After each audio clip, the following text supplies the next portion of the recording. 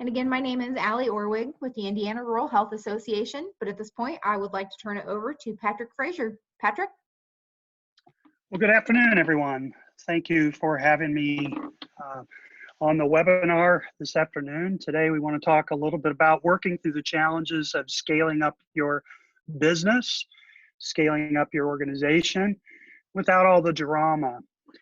So with that, I kind of wanted to begin with a little background. I'll be your host or guest speaker today. My name is Pat Frazier. I'm a Gravitas International coach since 2014, but I've actually been an executive coach since 2005. I carry a Six Sigma yellow belt. Also carry certifications in several other great organizations, Adventures in Attitude, Total Quality Improvement, Resource Associates Corporation, which is now Trusted Advisors.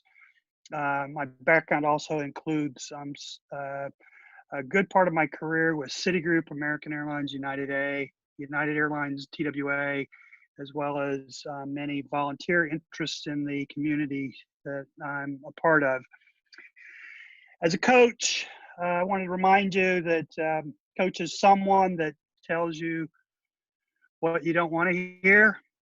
Maybe they'll see something that you don't want to see. Maybe they'll tell you something that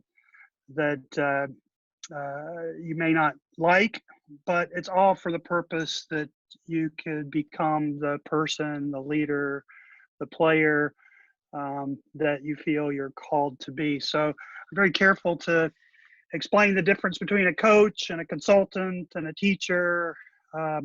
While I wear many of those hats, I do serve my clients as a coach.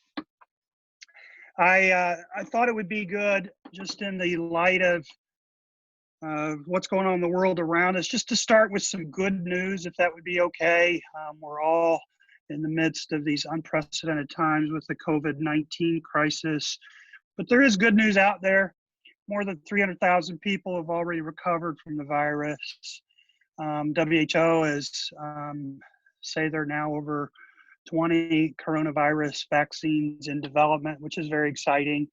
Air pollution plummets, athletes, sports teams, and others are pledging to pay the wages of arena employees. You hear about school districts all across the country opening up doors to serve meals for kids and families.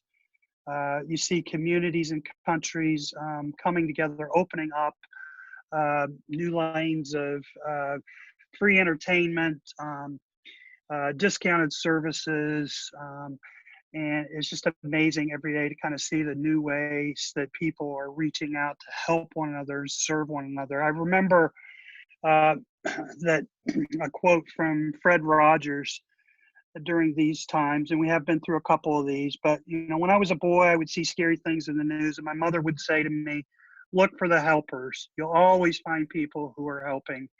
And I think that's a great quote to remember during these times.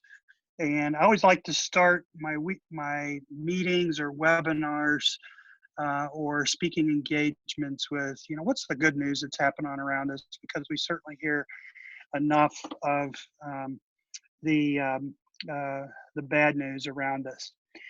So if we're talking about scaling up our business amidst, it seems there's a lot of drama these days. Certainly the COVID crisis has introduced some drama, but even prior to that, drama is present in our businesses, in our organizations. So I'm wondering, so what's the problem that we have to solve? Is it really the drama that's the problem, or is there something beneath that?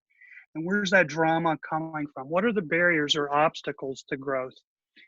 Well, here's what we know, is we know that any business, doesn't matter what industry, what geography, what the demographics of the people participating in that organization, that there's three common barriers to growth.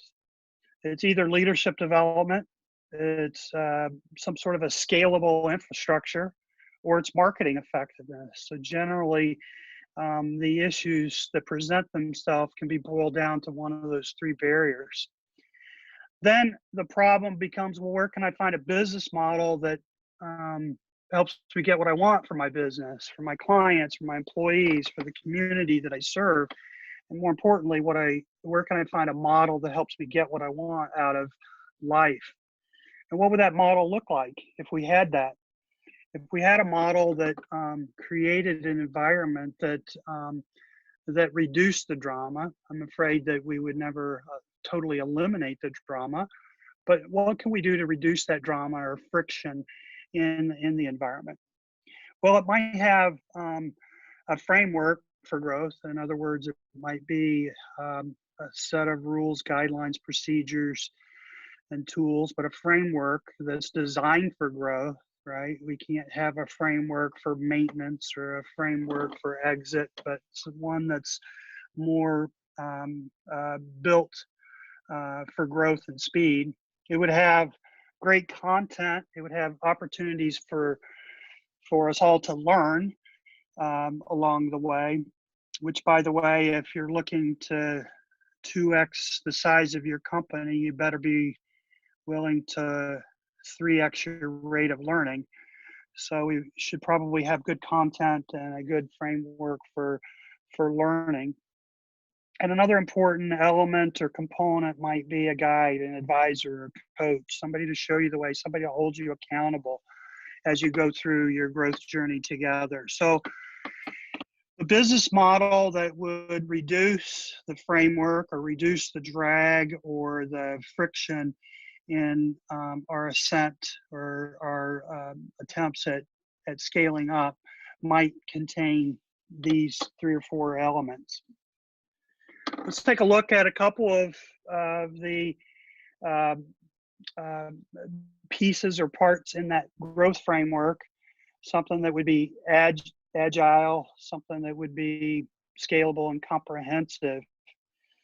It would have the ability to plan collaboratively. We encourage teams to do strategic thinking, execution, planning as a team rather than a single individual, or even worse, a single consultant that comes in to try to run your business. We want to do this as part of a senior executive leadership team collaboratively, have a roadmap. We would utilize tools continuously, the right tool for the right problem to continuously improve. And we would assess our progress frequently. Think, do, check, repeat, right? So when you use the right tools with the right framework, you get the right results. As a coach, that's what we do, is we help organizations decide what's the right thing to do at the right time with the right resources to get the right results. And when we do that, we see environments that have less friction, less obstacles, and less drama ultimately. So building a plan collaboratively, what if you had a growth roadmap that says, here's where we're going and here's how we're going to get there? And rather than a strategic plan, what if we had a growth roadmap that said, all in one page, basically what our core ideology is, our strategy, targets, goals, and accountabilities. The right toolkit would be something where we have something that's simple, easy for leadership teams and action teams to get their brains wrapped around simply in a one-page exercise, something that's practical, something that's relevant to whatever challenges or issues that we're facing, and something that has a bias for action or is actionable, that produces activities that lead to a different set of outcomes. So the key here is getting the right tool for the right job. With the process and tools that we use, we tend to look at over 80 different leadership exercises and 20 different subject matter experts or thought leaders and drawing upon the collective intelligence of so many thought leaders around us. And then the last piece is to assess our progress frequently. Um, Take a look at an agile growth checklist where we look at 7 different areas of our business. And we ask deep probing questions in those areas that precipitate thought and result in actions that lead to desirable outcomes. And by the way, we have adapted that growth checklist for the COVID-19 crisis to help our businesses focus in these 7 areas, specifically in areas that we know are subject to stress and drama in the COVID-19 crisis. So let's take a look at the 7 areas just quickly and just kind of break those into bite-sized pieces. The first 7 is leadership. It's said, John Maxwell would say, everything rises and falls on leadership. And I remember many years ago first hearing that quote and thinking, that pretty much sums it up, right? So let's take a look at our leadership team. In other words, is our leadership team authentic, healthy, and aligned? And that begins with the CEO or the owner or the founder. That very personal question, are they authentic? Are they healthy? Are they taking care of themselves? Are they aligned? One of my favorite authors in this space or subject matter experts is a fellow by the name of Patrick Lencioni, obviously, the 5 dysfunctions of a team, but also Kevin Lawrence has got some great work in the area of putting your oxygen mask on first. Because as the senior leader of an organization, you need to be healthy. You need to be at fighting weight, right? As we go through the crisis today or the challenges tomorrow or the opportunities ahead of us. So making sure that we're healthy and ready to take on. Some of the key questions that we look at in this particular attribute is, does each executive have a written and shared personal purpose plan?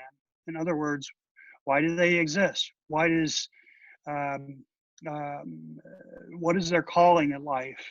And what is it from a very personal perspective that they feel called to do? What's the dent they want to make in the planet? You see, if we understand what the executive's purpose is, then that purpose should be aligned with the organizational purpose. They're either in or out, they're with or they're without the organization. And we find that our executives are knitted together by a common purpose, some greater good that they want to accomplish. And it begins with a personal purpose plan. Our executives need to share on a quarterly basis a health check-in.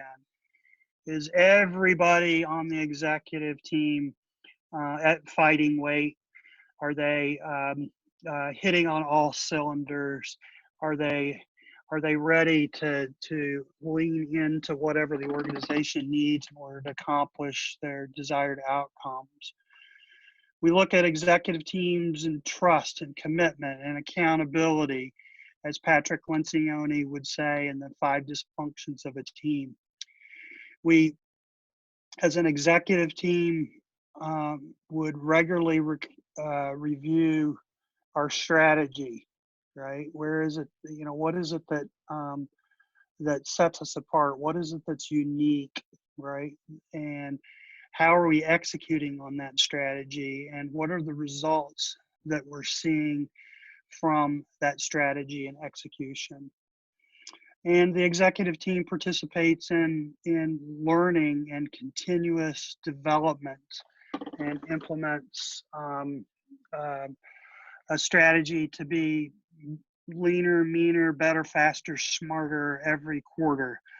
So as I mentioned earlier, if you want to 2x your company, you need to make sure that you 3x your rate of learning, and that begins with our executive teams. So the second attribute that we look at is strategy. And strategy is something that we take a particular time and attention to. Perhaps uh, you've been driving in the rain sometime, or got caught driving in the rain. You realize, gosh, I should have replaced my wipers. It's not a good time to be caught in the rain with a bad set of windshield wipers, because it obviously can be very dangerous for us to do that. Well, without a clearly defined strategy, clearly defining what our vision is and what our values are for the organization, and what's our purpose and what's our why do we exist as an organization, without great clarity in those elements of strategy, it can feel like we're driving in the rain with a bad set of windshield wipers. So what we want to do is we want to work with executive teams and leadership teams to define what their strategy is, what makes them unique. I often challenge executives, how can you state for me your strategy in a simple sentence? And that generally causes a pause, and they find that it's really not that easy, that they haven't done that. And then I continue and say, well, if you can't state it simply, then how do other members in the organization, how can we expect them to execute a strategy that we can't clearly define? You see, Albert Einstein said it the best, I think. He says, if you can't explain it simply, you simply just don't understand it well enough. And I love his observation in this area. So we really need to sweat out the details of stating what our strategy is in a simple sentence, so that we can communicate that to the depths of our organization. Some of the things that we look at are the organization's strategy to provide a unique and valuable position. And the key here is unique and valuable. We don't want to just be better than the next guy. We want to be unique from everybody else in the space that we participate. So let's look at the competitive landscape. Let's look at our key activities that show alignment between our systems, processes, and sub-activities. Let's understand how we make money and make sure that everybody on our team understands the core economic engine. In other words, what drives profits for our organization? And let's make that scale visible to everyone. Let's understand as an organization what our 10-year BHAG is and what our 3-year highly achievable goals are. Let's make sure that we clarify the qualitative and quantitative targets so that everybody in the organization understands the target that we're trying to hit. Many times we look at a SWOT exercise, strengths, weaknesses, opportunities, and threats. And we say, how can our strengths be leveraged in order to achieve our desired outcome? How can our weaknesses be shored up so that they're not exposed? What opportunities are out there that we can use our strengths and our core competencies in order to provide a unique service, a unique and valuable service to the world? And what are the threats that are external to us that we need to mitigate? This is really an important exercise, especially now amidst the COVID-19 crisis. We can look at our strengths that we have that set us apart from all the others. We can look at the weaknesses that are now exposed by this crisis. And yes, there are opportunities today that weren't present 30 or 45 days ago. And obviously there's some threats to our organization that we need to mitigate. So all of this falls into the attribute of strategy. And we would want a full conversation around that so that we get some clarity. The third area that we look at is execution. Execution, it accounts for about 80% of the reasons that companies fail. About 96% of companies today fail to scale. Now, that doesn't necessarily mean they go bankrupt or out of business. It just means they may have reached a point in their growth trajectory where they're just not growing quite as fast or even at all as they once enjoyed. But 80% of the reasons for failing to scale are because of poor execution disciplines. In other words, do the people and processes convert top line revenue to strong bottom line profit? You see, revenue, it said, is vanity, but margin is sanity, right? So that profit margin is something that's very important to us as a business, and we want to make sure that everything that we do, people and processes, line up to produce a strong bottom line profit. Execution disciplines are really just three things. They're what are our priorities? What are the metrics or data to against those priorities? How can we tell if we're achieving those priorities? And then what are our meeting rhythms? How do we communicate? Who do we communicate? How do we communicate better, faster than all the competitors around us? So let's take a look at some of the questions that we look at. Again, as a coach, I don't have all the answers, but I sure have a lot of questions. And these questions allow us to gain clarity. And you see, when we have great clarity, it gives us courage. When we have courage, we act. And with actions, we see results. So the organization must have annual, quarterly, and personal priorities. And we need to look at things in a 13-week sprint. And you'll hear us talk many times about what are your 90-day rocks or what are your quarterly rocks? What are those big things that we need to get done this quarter in order to achieve our annual goals or our 3-year highly achievable goals? And that requires the executive team to look at this annually, to look at it quarterly, to look at it weekly as necessary. We need to look at 3 to 5 priorities every quarter and every month, right? What are our priorities? And make sure that everybody is aligned on the same priorities. We need to make sure that managers, leaders, departments have this 13-week sprint plan. We like to look at a quarter, 3 months is actually a 13-week sprint, right? Let's just sprint to the next quarter, and then let's figure out what the next quarter looks like and sprint through it. That's what we mean by an agile growth system, right? So we want companies that are in scale up mode to be agile. In the fourth area, profit, we look at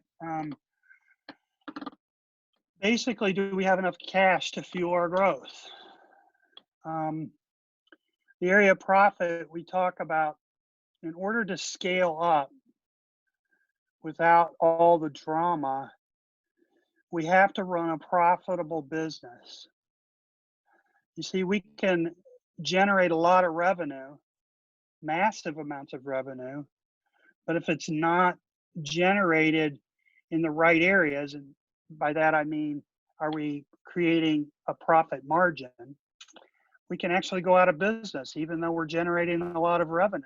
So we have to make sure that we're generating revenue, the right kind of revenue that contributes to our profit. When we run a profitable business, that creates liquidity. In other words, liquidity is the amount of capital that you have on hand readily available to invest back into the business. With liquidity, it creates opportunities for growth. In other words, for us to grow and scale up our business.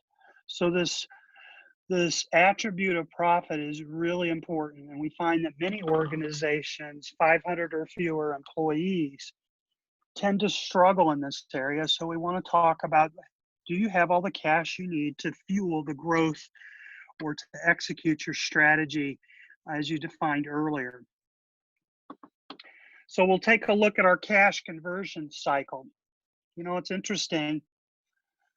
The cash conversion cycle contains really three components or four components. Every business sells people stuff, they make or buy stuff, they deliver stuff, and they bill or collect for stuff. It doesn't really matter what business you're in, but every business has those four key components. We want to take a look at those four components and how effective are we converting cash in and out of our system. How long does it take us in the sales process? How long does it take us to make, build, or buy? How long does it take us to deliver our product or service? And how long does it take us to collect for that? And if you take the totals from each of those four areas, right, and add them together, then that number becomes what we call our cash conversion cycle. For some companies, it's as little as 14 days or maybe even less. Other companies, it can be 3-4 months or even longer. What we want to do is we want to get more cash into our hands and hold on to it longer. So we would take a deep dive into our cash conversion cycle. We would look at our cash flow and profit, and we would manage our cash, especially now, by the way, amidst the COVID-19 crisis. We want to look at our cash flow, the ins, the outs, and to some extent hoard cash, at least till we get through to the other side of the crisis. We want to look at how efficient our labor is, look at things like our labor efficiency, and use it as a guideline for onboarding staff or releasing staff as necessary without the negative effects of staff burnout or the negative effect of poor use of labor or poor productivity. We need to make sure everybody in the organization understand what products are profitable and which ones aren't, which ones need to be improved, and we need to talk about how we can create this thing called recurring revenue. How do we keep the cash register running over time in perpetuity? And also, how do we make money while we're sleeping, essentially? So these passive forms of revenue where that's appropriate. So we want to make sure, too, that our products are priced strategically so that we have a unique product offering that people will pay more for something that's unique, right? And something that separates us from everybody else in that space. The next area is talent. One of my favorites is, our people resources. And the question I often look at here is would you enthusiastically rehire everyone on your team? And that's a question I've asked hundreds of times, maybe even thousands of times in the last 14 years. Would you enthusiastically rehire everyone on your team? And I got to say, more times than not, probably 90-95% of the time, the CEO will look at me and then drop eye contact and say, well, no, not really. Well, why is that? How are we trying to compete in an ultra competitive time, right? If we've got people that aren't in the right position, doing the right things to get the right results. So some of the questions that we look at there are creating a culture of trust, results, and accountability. Accountability is a fun word, right? But you'll find that your best employees, your A players, or the people that are essential to your business, they want to be held accountable, and they want to hold you accountable, and they want others to be accountable as well. So creating a culture of accountability a culture of trust that produces sustainable, desirable outcomes and results. To do that, we want to make sure the organization's core purpose and the values are clear and visible, and we're hiring and firing and promoting and making decisions that are in alignment with our values. We want to make sure that we've communicated our vision concisely to all the stakeholders in the organization. You see, how can people hit a target that they can't see? So let's make sure that we clarify that vision, clarify that target, and make sure that all the people in the organization understand where we're going and what target we're trying to hit. The organization has identified key attributes of an ideal team player. So what does an ideal team player look like? Patrick Lencioni has a book called The Ideal Team Player, where he says we should be looking for employees and future employees that are humble, hungry, and smart. And he goes into great lengths to explain what that means. Do a regular assessment of talent. Are people aligned with our values, and are people productive in the current positions or the current role that they play in the organization? And we should reward those that are aligned with values and overachieving and overproducing, and we should coach those that are not, right? And perhaps discipline those that are not aligned with our values and underperforming. Those aren't always the funnest things that managers and leaders get to do, but they're the necessary things that managers and great leaders do. So, and every team member should participate in some form of learning. You see, what we learn today is the best insurance that we have for being relevant in the future. So not just our senior leaders and executives need to learn and grow in order for us to compete in the world in the future. It's every employee in our organization needs to constantly sharpen the saw, as Stephen Covey would say. The next area is customer, and our customer is at the heart of every organization. But does our customer life cycle drive revenue growth? Who's your who? That's the key question. Do you really know who your who is? Robert Bloom, our thought leader in this space, has a book out there called The Inside Advantage. And he has some great insights for all of us, as well as practical methods for identifying who our core customer is. Who's that customer that will pay us a premium for whatever product or service? Who's that customer that will refer us to other prospects? Who's that customer that will purchase more from us, right? So having a very clear understanding of what that core customer looks like. So from there, our strategy is generated around this central ideal core customer profile, right?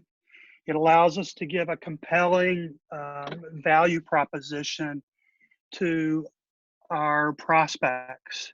It allows us to develop a brand promise and a secondary brand promise to that core customer. It becomes very essential in part of our marketing, becomes essential in our sales process. It becomes essential as part of our delivery process as we shape and form our business. Our brand is created in a compelling story format that speaks directly to our core customer. It elicits action from them. It's like flies to honey, they would say. When we craft a compelling story then it becomes very desirable to our core customer. So the customer acquisition to referral cycle has been defined, and we understand what the elements of the sale are, and we can develop a system or a process, which, by the way, I use system as an acronym. For a system is something that saves you stress, time, energy, and money. And a system is something that helps you eliminate the drama, as we've said in a couple of other points previous here. So coming up with some sort of a system to take prospects through the sales process and onboarding them as a customer to where they become raving fans of our company. Systems is really the last piece or the last attribute. And we'll talk just a little bit about that, but do our systems deliver value and the experience we need to drive our strategy? You see, from the surface, we've all seen the iceberg illustration, but put into using this illustration, I guess, putting into the 7 attributes, what the world tends to see about a business is our brand promise, our uniqueness, our promise to solve a problem that they have. But what they don't see are the systems in play that allow us to deliver on that promise, right?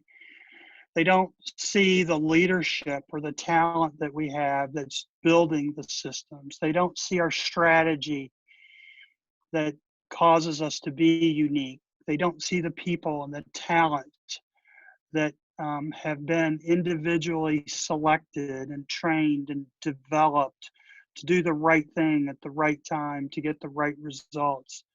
They don't see our execution disciplines.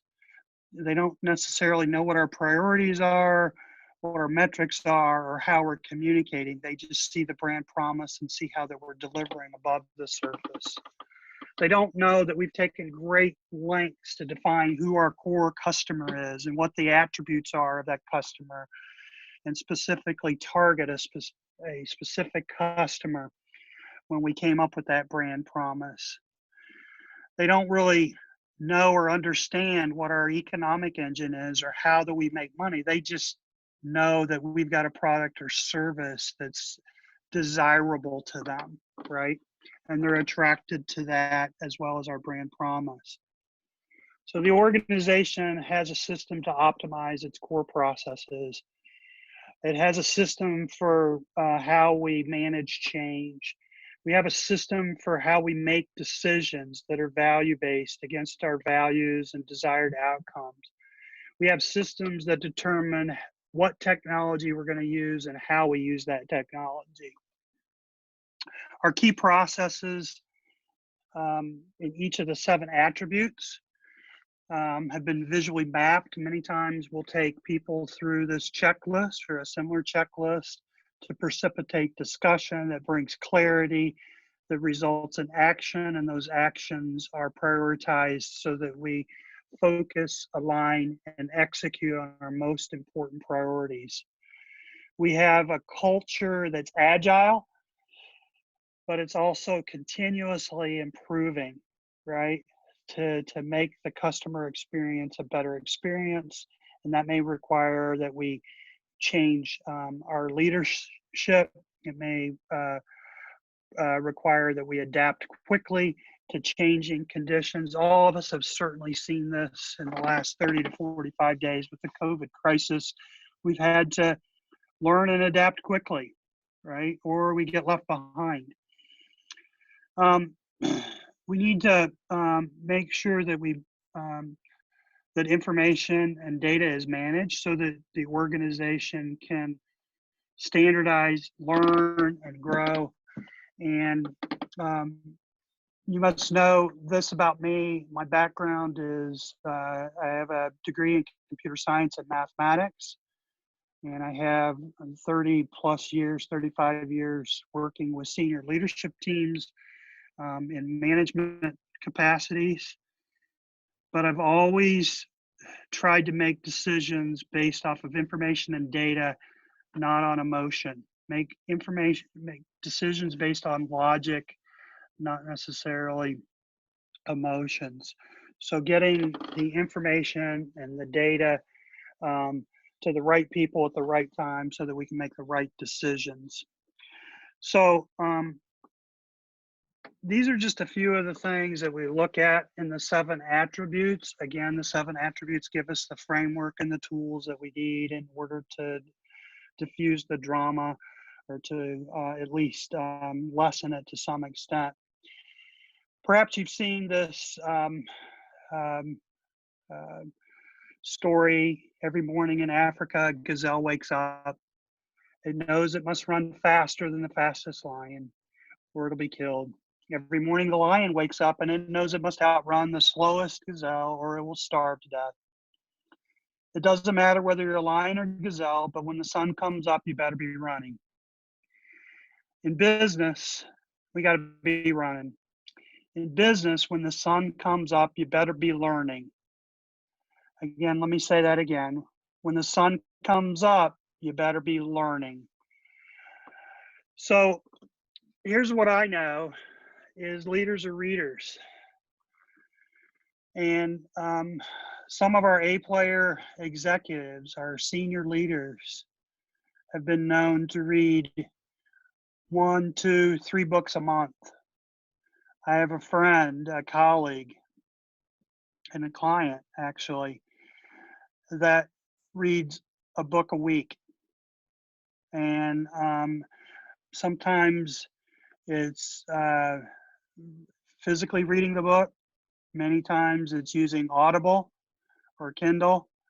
But here's the thing, leaders are readers. You want to be a leader today, you want to be relevant in the future, we need to read. We need to learn. We need to grow. If we want to double the size of our company, we need a 3x our rate of learning. What's the program that you have for you and your team and your organization to generate new ideas for growth? No one's ever achieved peak performance without a coach. A favorite quote of mine by Andre Agassi. And just to kind of summarize how we ditch the drama, how do we get the right framework, how do we get the best tools, and let's get a coach. But are you authentic, healthy, and aligned? Remember, put your oxygen mask on first. Can you state your strategy in a single sentence? If you can't, there's probably quite a bit of drama in your organization. Does your customer life cycle drive revenue growth?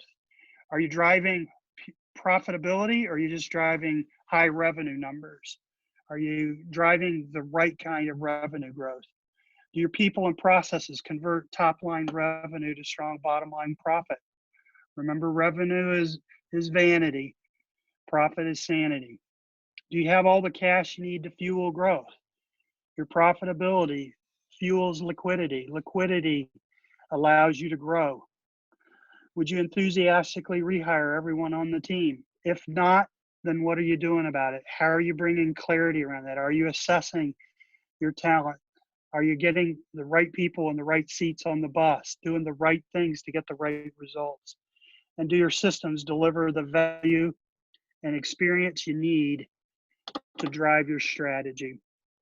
When we do that, when we get the right framework and we get the right tools, and when you got a coach helping with accountability, you can ditch the drama. So at this point, I just wanted to open up for questions to see if there were any questions. Patrick, this is Allie. We haven't received any questions yet, but we do appreciate you being here with us today. Really great information. Definitely can be applied to many different business models. Obviously, a little bit different in the healthcare world, but still a lot of great information. I'm going to go ahead and stop the recording now.